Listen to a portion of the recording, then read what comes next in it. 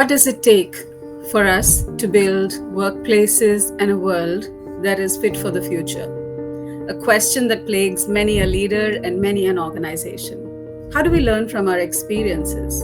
Are we shaping ourselves and our workplaces to be fit for the future? What does it take to invest in people and nurture success? How do we ensure that our investments in diversity, equity, and inclusion are delivering to the intended goals?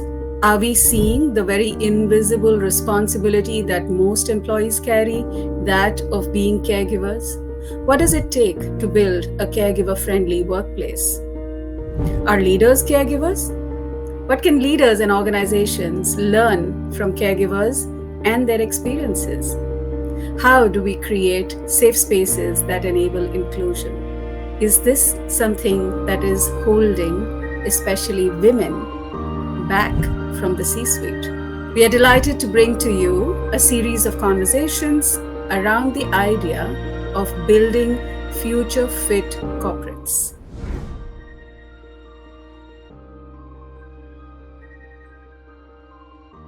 Lakshmi Chandrasekharan. Lakshmi is the Managing Director for Human Resources. She's the lead for Accenture in India. Welcome, Lakshmi. Hi, Bhavana. It's always a pleasure to join these conversations. Brings me back to 27 years ago when we first met on campus at XLRI, and it just feels like just going back in time and talking about things in the future. So delighted to be here and delighted to be engaging on a topic which it's been an area that I've been very focused on for the past few years as I've been talking with other people within Accenture and hearing their challenges and how they manage both work and personal lives, where they're responsible either for an elderly parent or a young child with special needs, etc. And worrying about how that has an impact for them at work and trying to reassure them. And then last year, I saw firsthand what it takes to be a person, to be a caregiver. When my sister and I'm a mom. We took care of my father as he went through terminal cancer, and so it was seeing it close makes it even more of brings home the challenges even closer, I think. And I just feel it's important that as organizations we recognize what that takes out of people as they try to toggle their personal responsibilities and achieve their professional aspirations. So it's really looking forward to this conversation because I think it's become even more important as our people across industries try to balance out their personal and professional responsibilities while even taking care of themselves. Thank you for having me. Absolutely. And, I'm going to first start by letting our audience know about who you are professionally. So Lakshmi is the Managing Director and lead for Human Resources for Accenture in India. And in this role, Lakshmi is responsible for leading the human capital strategy for Accenture in India.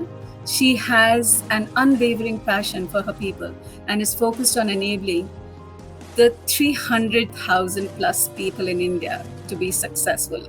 There are many zeros in that number, Lakshmi, professionally and personally. Prior to this role, Lakshmi has held numerous leadership roles supporting different Accenture businesses, both locally and globally. And during her over 2 decades at Accenture, she joined Accenture in 2003 after working at iGate, now Capgemini, and Nestle in various HR roles.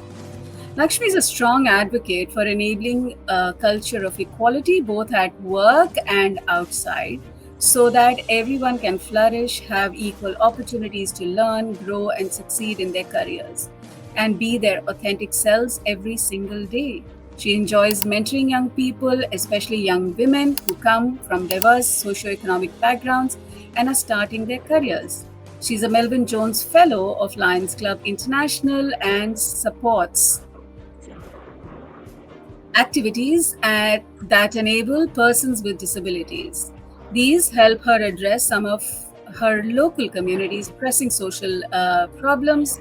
Lakshmi is also an advisory board member of XLRI's Center for Gender Equality and Inclusive Leadership.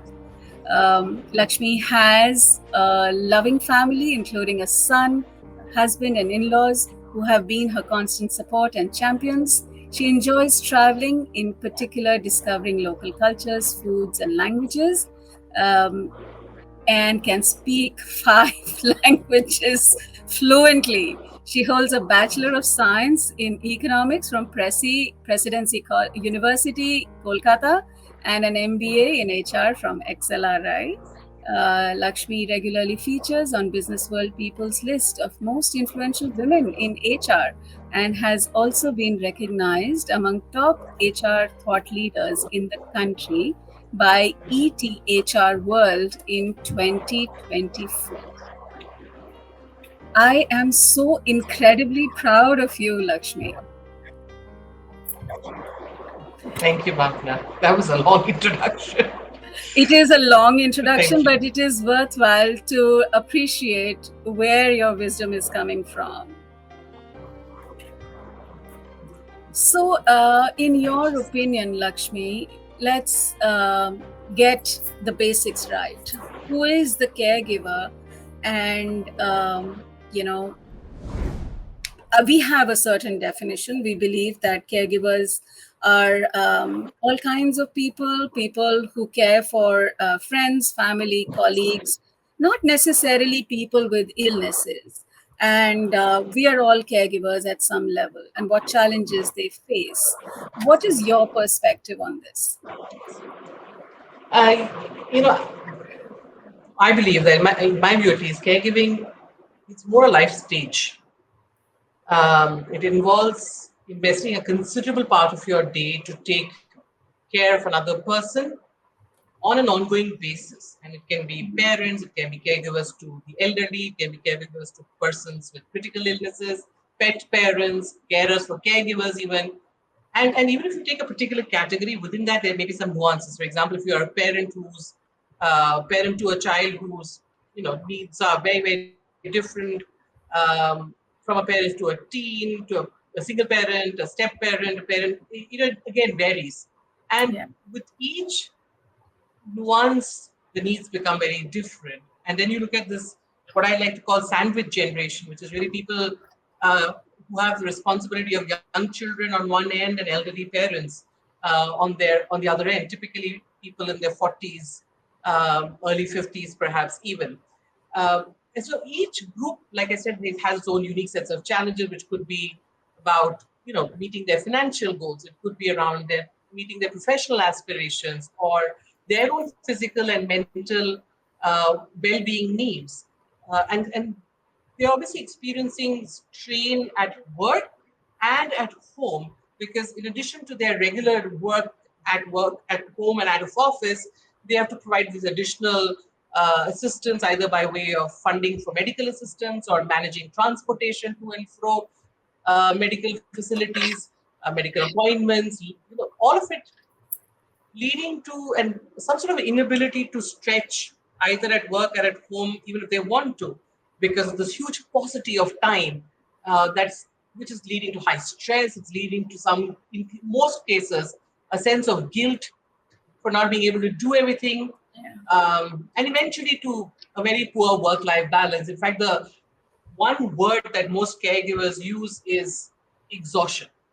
And during the pandemic, we saw nearly three-quarters of our people across India, not Accenture, but across the population of India, saying how caring for someone caused them to feel more burnt out than ever Mm. before.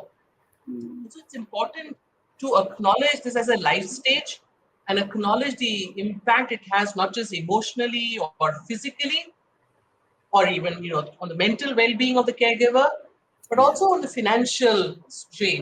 Financial strain of walking the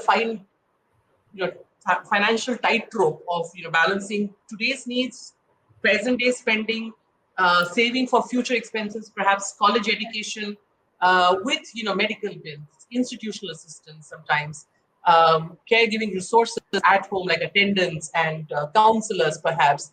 It does. And I like the many layers and the way that you have laid it out in terms of the many, the relationships and the fact that it's an ongoing thing. So, at an early stage in one's life, one might have different types of care Mm. that one might need to do. And later, it changes form, but it continues, right? And it does have impact on a significant part of our, work, Mm. which it can impact not just productivity, but sometimes so much burnout that people may drop off the workforce. And we know that women Yeah. typically tend to drop off the workforce on account of caregiving responsibilities more than anybody else. And one of the reasons that we wanted to have these conversations was to also recognize that organizations which will be fit for the future will have inclusive leadership positions. And as organizations, we've been investing in gender inclusion for a fairly long time. And there, it's great that there are many women now reaching leadership positions, like yourself, or many women in Accenture kind of an organization, but it is not commonplace. And we wanted to take these conversation out of the month of March and International Women's Day to the rest of the year. And I'd like, if you can just briefly comment on some gender equality implications of being a caregiver that you may have witnessed.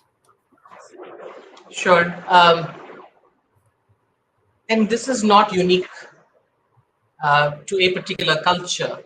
Um, when it comes to gender and the play of gender in this whole unpaid burden of caregiving, women across the world disproportionately have shouldered Yeah, the burden of unpaid care work. yeah, In India alone, you know, women typically spend more than 5 hours per day, as it compares to about almost 1.4 hours by men. Um, yeah, and therefore, at about my understanding is that women's labor participation rate in India is at about 37%. mm, And it's among the lowest among all of the emerging economies, which has other implications on society. It has implications on our yeah, and societal and parental expectations are by default inclined towards women taking on that primary caregiver, and often at the cost of self-care. The need for more balanced sharing of load, caregiving load at home.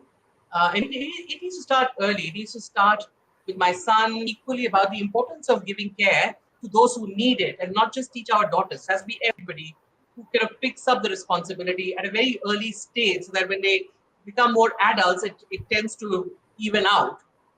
And within the workplaces, we need to create we need to enable this through more gender neutral policies that allow and actively support both men and women in their role as caregivers. So, which is why, one of the examples I'd love to take is we moved away from maternity leave and paternity leave to maternal leave and paternal leave, depending on who's playing the primary caregiver, especially as you now have persons in the LGBTQ community as well playing the role of the primary or the secondary caregiver.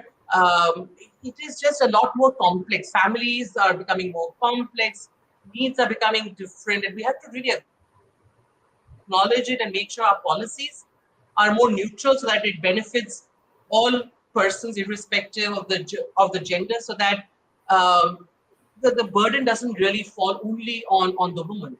And for example, the how do you ensure that there's quality and affordable paid care available to all people? How do you ensure that your childcare centers are open for all people, not just the women? Because the moment you start having using language at the workplace that's a lot more equal, uh, you have you are creating awareness at the corporate level as well, hoping that it rub off into a lot of it has rubbed off into personal situations, but you also yeah. have to start at home as you teach your children. Yeah, absolutely. I have really enjoyed and admired the many new initiatives that Accenture has taken.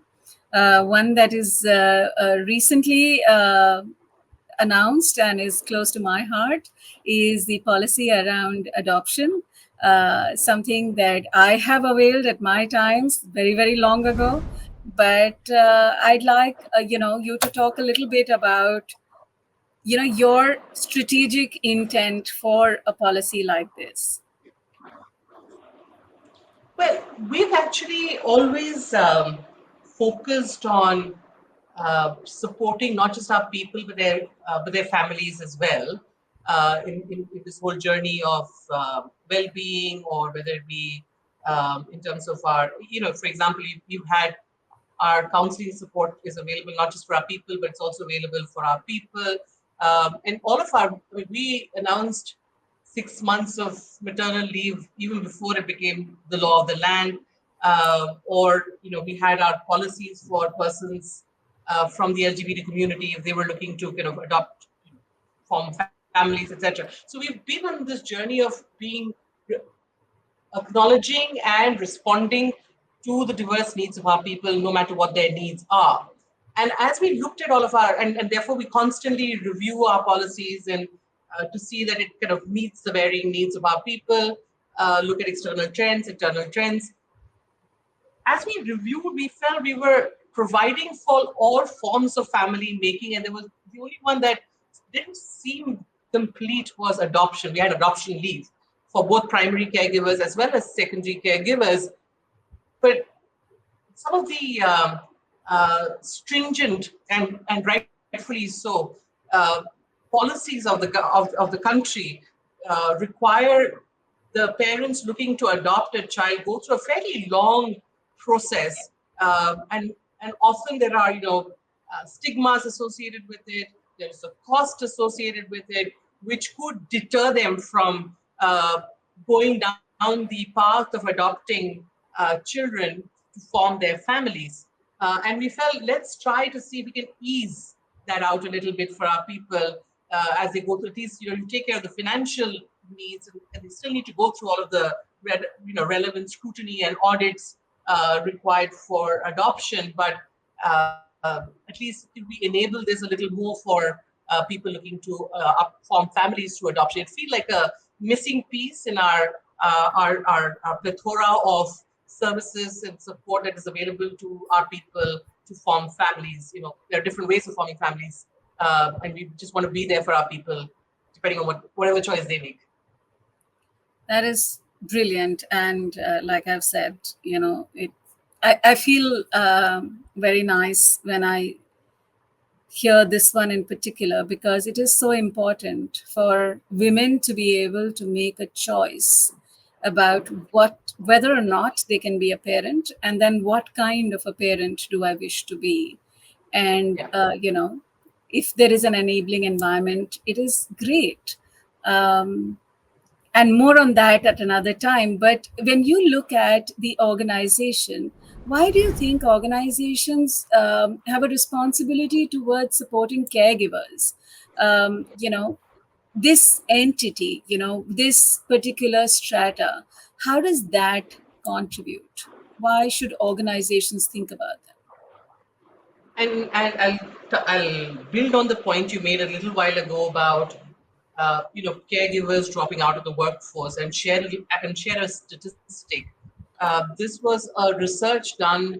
I don't remember which year, but I recall reading this research by BCG. 250 billion in GDP could be at jeopardy because of caregivers Yes. leaving the workforce.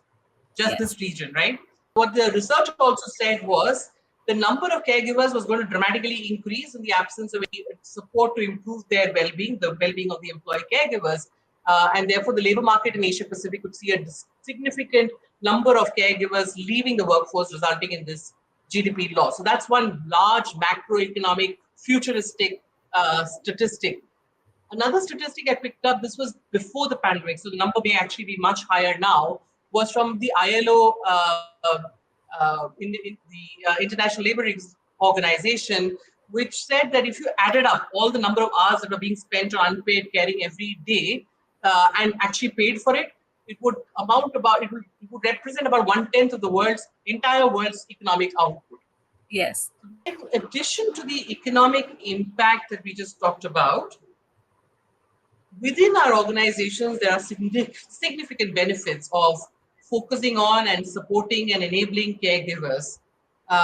And I'd like to offer up a framework that we at Accenture arrived at based on extensive research, which we also apply internally within our organization. It is called the Net Better Off framework. And essentially, what the research has established, Bhavna, is that by meeting our people's needs across 6 dimensions, and what are these? Physical needs, financial needs, or mental needs, organizations can unlock up to 65% of our people's potential.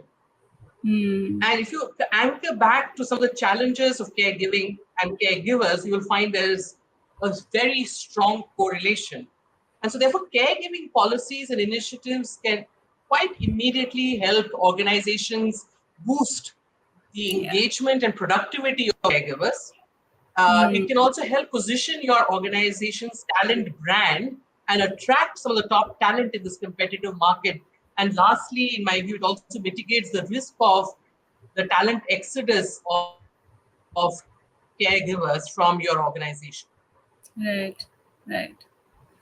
I think excellent points. I like the piece around unlocking nearly 65% of the potential of your organization, which can get dissipated on account of distraction, wanting to do so many things, and either distraction or loss of efficiency, productivity, etc. And, especially like the other point you made around the sandwich generation, if you're caring for children on one side and older adults, it's shifting gears all the time. And we know that in the automotive sense, if you're shifting gears so often, it impacts the efficiency of the engine. I reckon it would impact the efficiency of humans as well. uh, Indeed. so given your experience of having worked with such a large population and in an organization like Accenture, I think respecting the cultural context would be very, very important. How do you see caregiving and caregivers, although many people don't identify as caregivers, but that assuming greater responsibility, in greater significance in the Indian cultural context? I work at a company where everybody loves analysis, numbers. So let me start with numbers. If those listening to the call are also similarly oriented, the numbers in India, the statistics in India are staggering. 1 in every 5 adult is a caregiver. It's 20% of our people are identifying themselves as caregiver. Yeah. Post-pandemic, 60% of Indians, which I believe is the second highest in the world, have said that providing home care has emerged as a big responsibility for them. There will be some plus minus 5% that you may want to consider. Another Yeah. study said 40% of our people assume caregivability for the last number in India will double in another 25, 26 years. So by 2050, the 150 million that we have today will become about 347 plus million. Yeah. Not providing for parental care more directly at home Yeah. continues to have a big social stigma attached to it. Yes. So it is very likely that our caregiver as a group will continue to mushroom over the next few decades. Yeah. But the nature of caregiving and the challenges faced by caregivers in India are slightly different, subtly different. Uh, and I'll just illustrate this with a couple of examples. For instance, the infrastructure and support. In several resource-rich countries, we've seen caregiving being done by trained persons, Yes. formal institutions, where there's a lot of expertise of how to deal with this. But in India, it's largely provided at home. And it is done by untrained family members at home because it is just a responsibility responsibility that each one of us is expected to step up and do. I'm not passing any judgments here, but that is just the kind of societal norms. Yeah. The second thing that is different in my view is our family structures are evolving Mm. and they are very diverse. Kind of grappling with that as a society, you know, joint families to nuclear families to hybrid families, and therefore the caregiving responsibilities are also very diverse and evolving. It could be young children, it could be adults, elderly in-laws, it could be young adults coping with alcohol or drug abuse, uh, which kind of sometimes is intentionally invisible Yeah. outside the family environment Yeah. because of associated stigmas with some of this. And so, therefore, I think if you combine some of these elements, it is a little nuanced in India uh, from some of the other economies that have seen uh, and have acknowledged caregiving and responded to caregiving needs for much longer and very differently. So, we have to deal Yeah. with some of these at the workplace as well. Absolutely. You cannot transplant success stories or best practices from another culture, because this is such a deeply cultural issue. Yeah. For example, Yeah. like you rightly pointed out, support groups for addictions have been around the world for years together. And I am surprised that many people in India don't even know about it. You know, we don't usually go to support groups. So clearly that has an implication. And we spoke a little bit about the play of gender in the unpaid care work and its implications. As you nurture and groom or mentor young women across the organization and outside, how have you seen that play shift or not shift despite years of effort? you know has that shifted, not shifted, significantly shifted? What's your take of the last 2 decades? It is a range. It is really, it is, I don't think I can say it has shifted significantly. It is, I think, a work in progress for our society Mm. in general. And I think what is encouraging though is because of the efforts we put in place to educate our people, men and women alike, at work, and sensitizing them on uh, what it takes to be truly inclusive of different people with different needs. I think the conversations at home are shifting slightly. Okay. Women are learning to state their asks a little clearly, more Mm. clearly. Men are stepping up to enable sharing of the workload or figuring out how that workload has to be done a little differently. A lot of stories where a successful career woman has a supportive house husband, for example. Again, men are choosing different making different career choices. Women are making different career choices. I think this requires a societal transformation, not just at the workplace. I think organizations have a role to play, but it's Yeah. fundamentally a societal shift that one needs to see. And I think the journey has begun.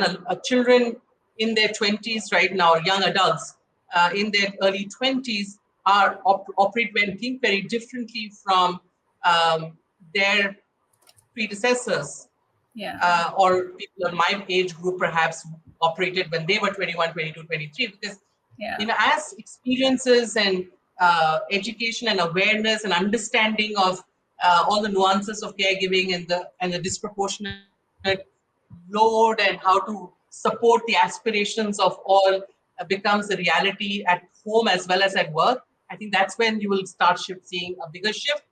I mean, today I have at Accenture a little over 49% of our people are women, Wow. which is all a little over 150,000 women Wow. across different career levels, including at senior leadership level, as you rightly called out.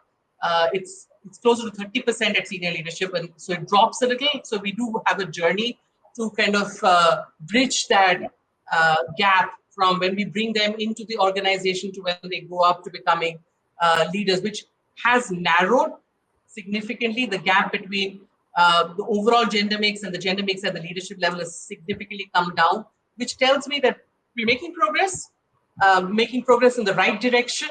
The pandemic did set us back as a nation, as a community, as a world in general. But Yeah.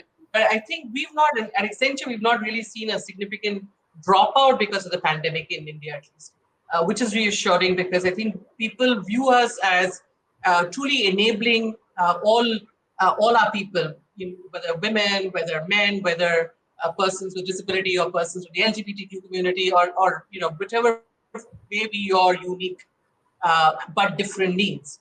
And that has helped us ensure that we continue moving in the right direction and helping people achieve their aspirations at work and at home. So it's fantastic to have such a high ratio of gender, representation in the workforce.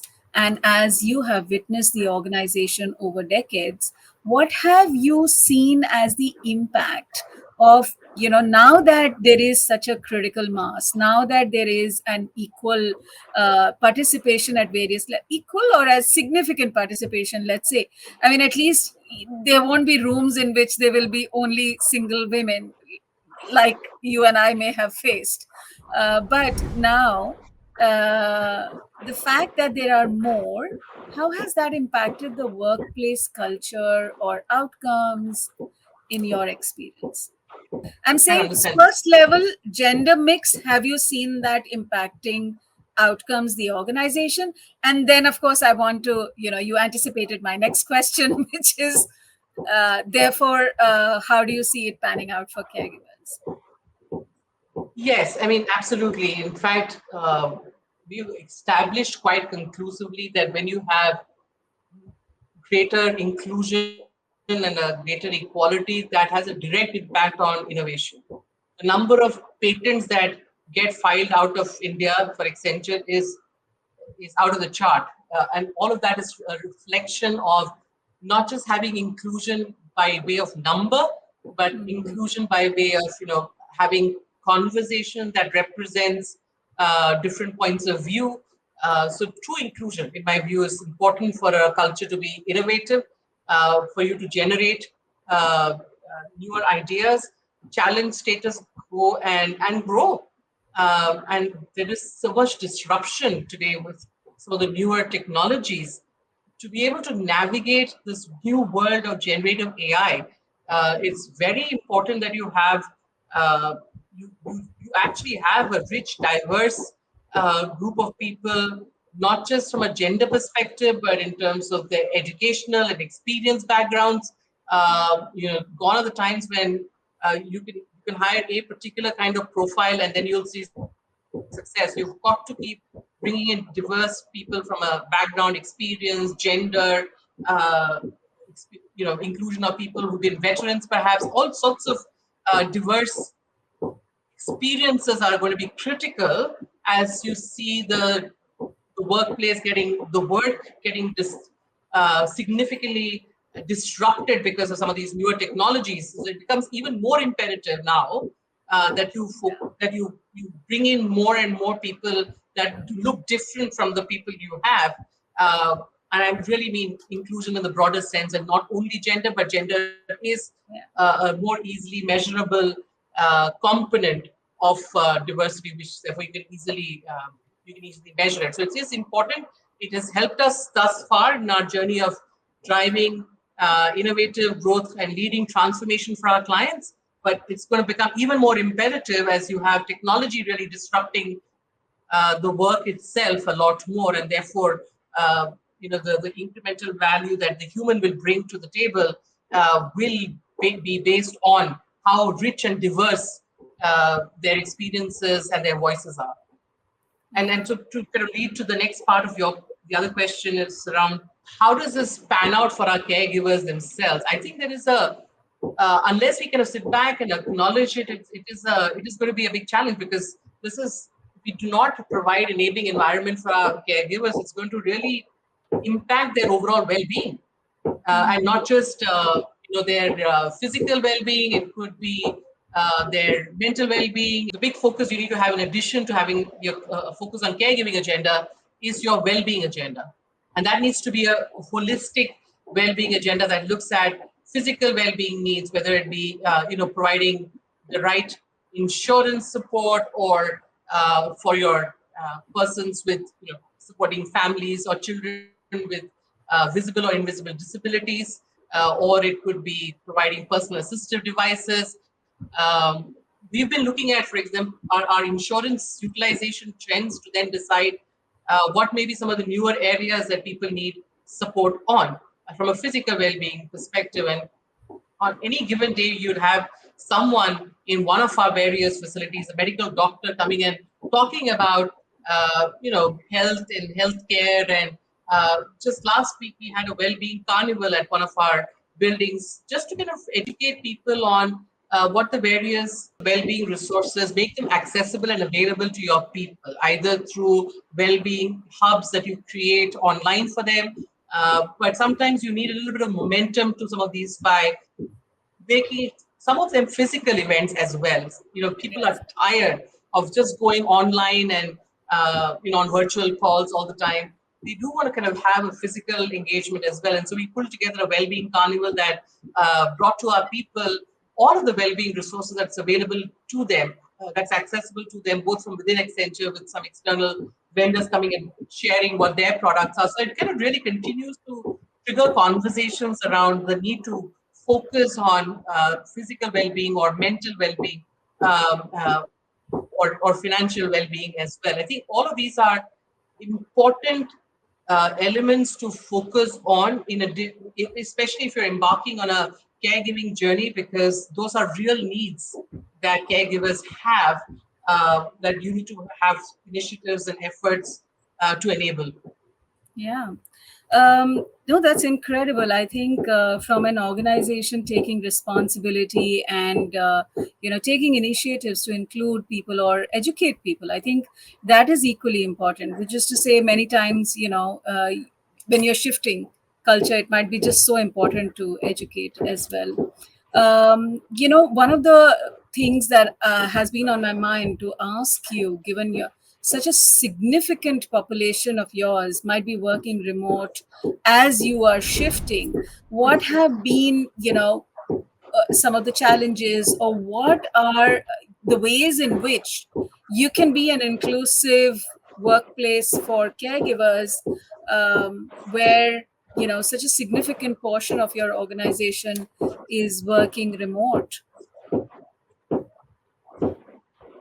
Yeah, and remote working can be a double-edged sword, isn't it? I mean, especially Yeah, for caregivers. yeah, It definitely provides people with the gift of flexibility, yeah, but equally it can lead to a sense of loneliness and a loss of belonging. yeah, Um, and so for people working remotely, time spent commuting can translate into more time with families, for example, because they have those responsibilities to take care. Um, and it could also lead to being always on, yeah, when you're commuting to work, then you come back, and it's a sense that the day never ends. um, but equally important to just recognize that you don't want them to feel disconnected or isolated either. yeah. But the fundamentals don't change. Hmm. The fundamental needs of a human does not change. And we talked about these six dimensions, right? The Yeah. individual me needs of physical needs, financial needs, employable needs, and mental or emotional needs. The me and you needs, which is the relational aspect. Hmm. But and therefore, what you have to do is be a lot more intentional about meeting these six needs of people, Hmm. because the omni-connected environment has blurred the lines between work and life significantly. Work flows into life, flows into work quite seamlessly, because you work at home, you step away, you think there's something you need to take care of, and then you come back. So it's like blurring your purpose. personal and professional lines quite significantly. And so one has to be even more intentional about fostering a culture of belonging for our people who are not necessarily working all the time in office, and particularly for caregivers, because they have the needs on their time is so much more higher. And so what you have to really one has to do really is to empower one's leaders to decide for their teams what flexibility is needed. I find organizations make this mistake of saying one size fits all. Everybody works in office X number of days, X number of times, or whatever, however you define it, right? Yeah. I find that blanket approach is kind of not very supportive, Yeah. because what our people tell us, people at Accenture tell us, is they value the flexibility, but they also want some in-person time Yeah. to come and connect with their colleagues and learn. And so therefore I think each leader needs to be empowered to decide for their teams, based on the individual needs. Bhavna, you may have a different need, I may have a different need. The client we work for maybe has different needs from another client another team is working for, Yeah. or the work, the nature of the work, or where we are in our project at this point in time might require a lot more in-person working.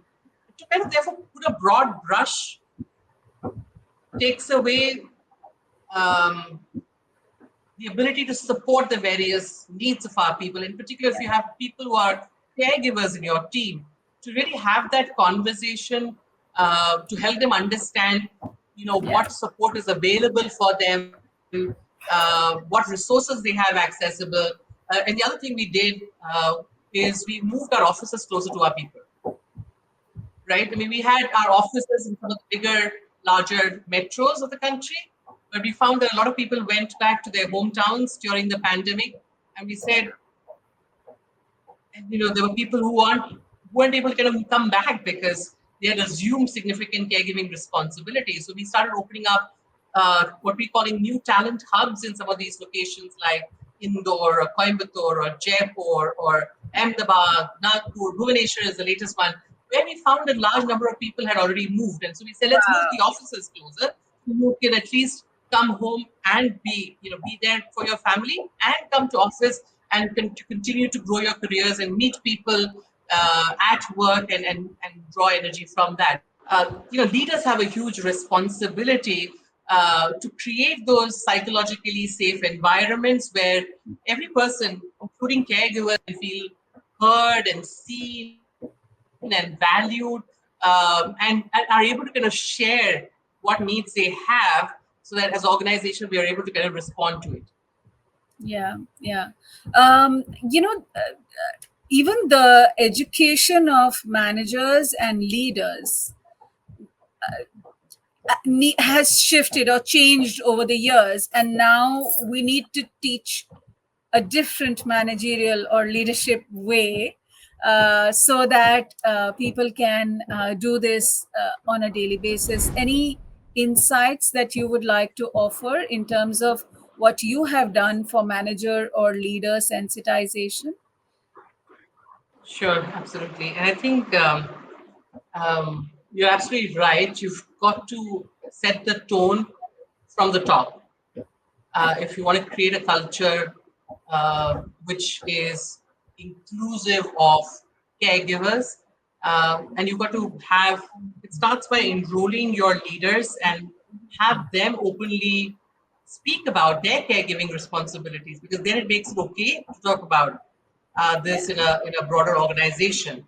Yeah. So it starts there. They share their experiences, which fosters an inclusive atmosphere where caregiving is openly acknowledged.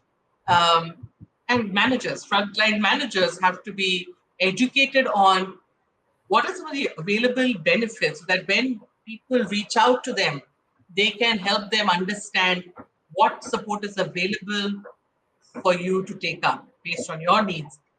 Uh, the other thing, what we have done is to consciously educate our managers on, flexibility. You cannot. Flexibility needs that. caregivers have cannot be stigmatized. Yeah.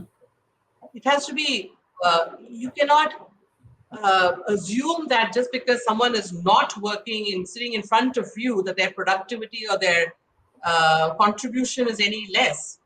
Yes. Teaching them how to measure outcomes of their team members. How do you do that? How do you ensure that uh, when you're having the year end or quarterly or whenever performance discussions, there are no biases, incorrect perceptions creeping in because of the flexible needs of an individual.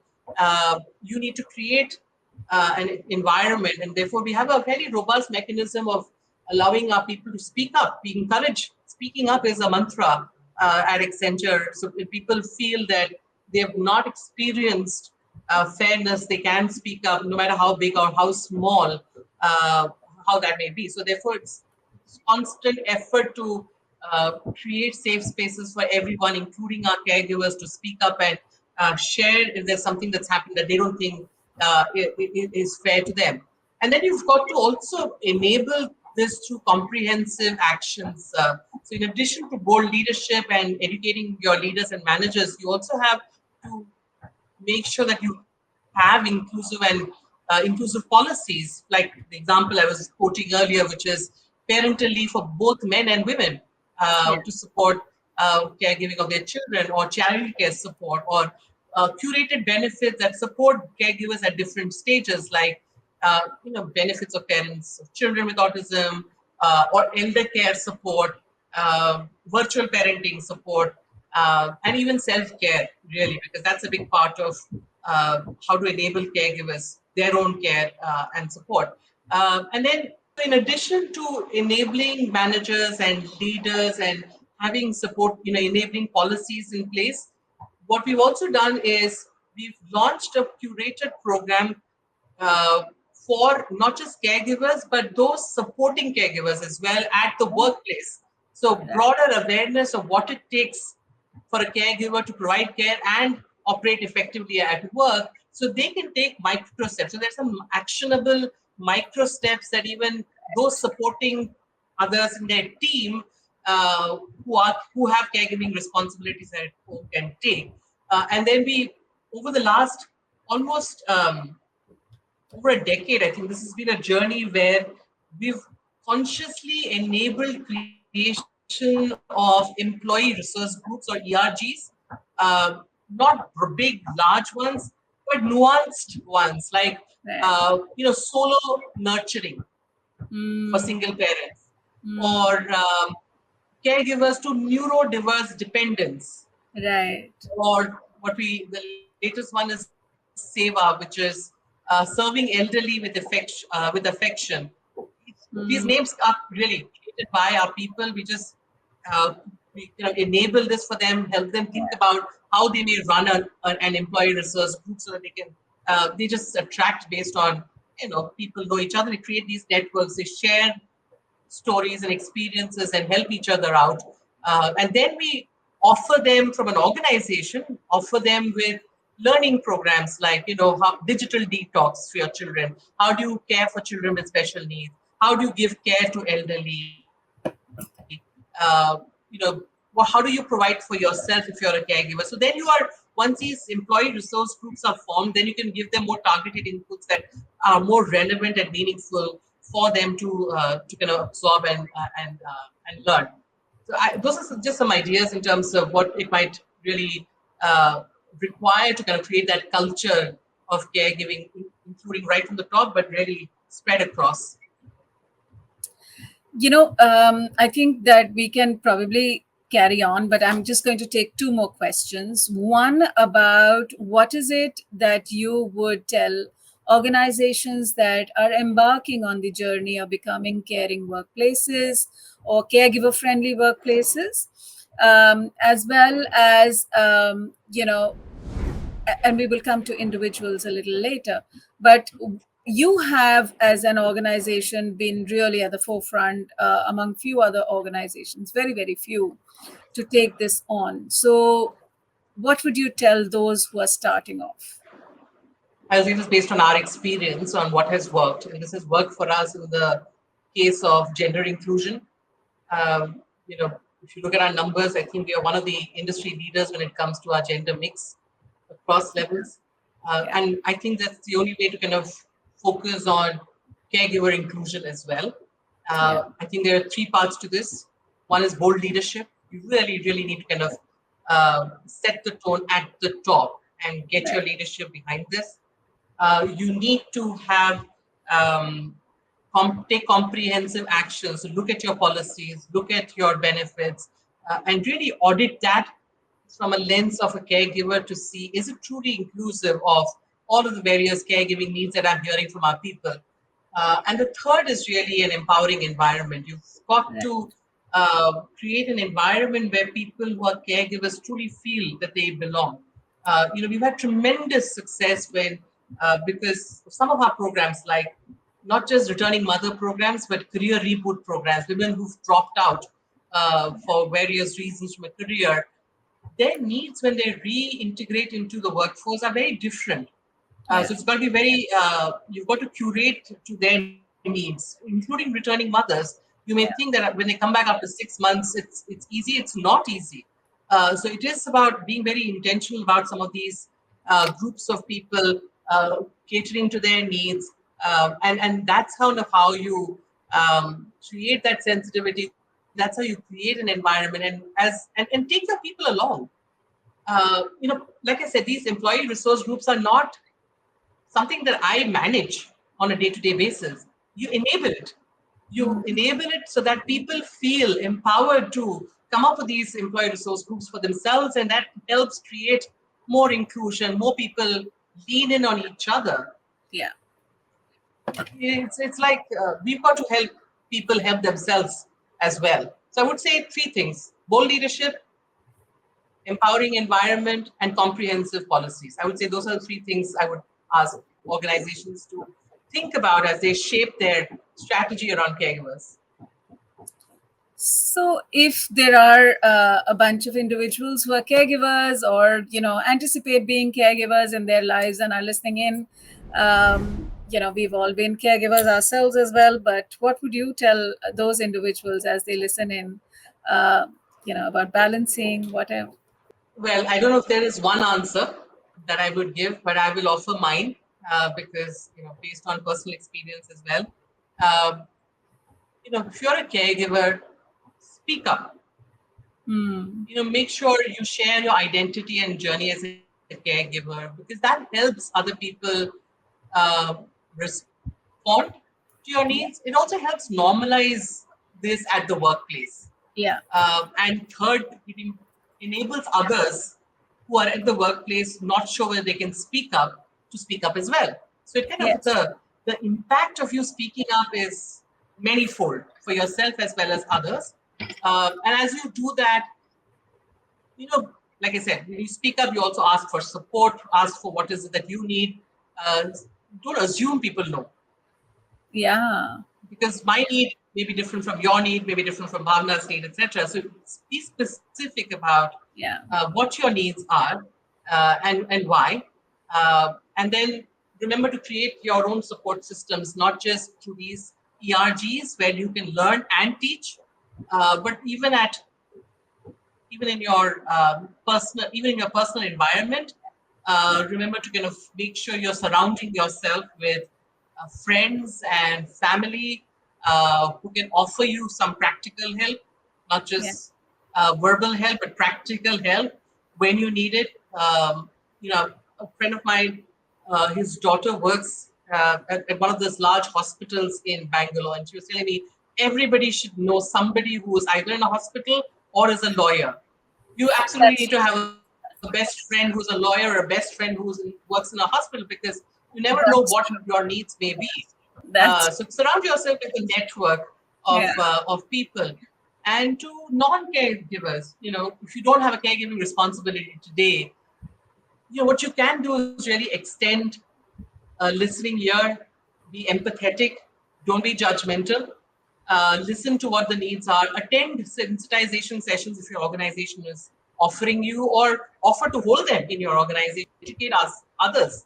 about the needs of people who have caregiving responsibility. But most importantly, dispel some of the myths and perceptions that are incorrect about caregiving and how that impacts work. I think we can help people arrive at the right balance for them. But moving away from these prejudices will also help, and so that by actively engaging in these supporting behaviors, non-caregivers can also help create a very inclusive workplace environment that benefits everyone. Yeah, absolutely. Non caregivers can be the allies, like we need allies everywhere, right? Indeed, indeed. Um, it's been such an insightful conversation, Lakshmi, and thank you for investing your time in this. I really appreciate your support and your vision to not just the idea, but support to us as an organization. And thank you for making the time. I know that we could have gone on, but we will do that at another time. Any closing remarks, Sure. anything that you would like to say as we bring this conversation today to an end? Thank you for having me here. I do believe that we do have a collective responsibility as leaders, as advocates, as caregivers, non-caregivers, whatever the label may be, to kind of lead by example and create that environment where caregiving responsibilities are respected, they are supported, and so that we can truly create an inclusive workplace for everyone, Yeah. irrespective of what their unique needs are. Thank you. Thank you so much, Lakshmi. And more power to you. And here's to many more pioneering initiatives.